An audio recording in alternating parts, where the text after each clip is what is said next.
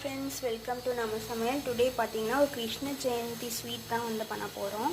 அதுக்கு வந்து என்னென்னு பார்க்கலாம். சீடை தான் நான் பண்ணலான்னு சொல்லிட்டு அரிசி மாவு வந்து நான் ஒரு 3 நிமிஷம் பார்க்க நல்லா வறுத்து வச்சுருக்கேன். இந்த அளவுக்கு சாஃப்டாக வரணும். அதில் கருப்பெல்லும் ஆட் பண்ணியிருக்கேன். எப்போ வந்து என்ன பண்ணலாம் அப்படின்னா வெல்லம் கரைச்சிட்டு அதுக்கப்புறம் மித்ததை பார்க்கலாம். வெல்லம் வந்து நல்லா வந்து கரைஞ்சிட்டோம், நல்லா கரையிட்டோம். அப்போ தான் நம்ம மிக்ஸ் பண்ணும்போது கொஞ்சம் நல்லாயிருக்கும்.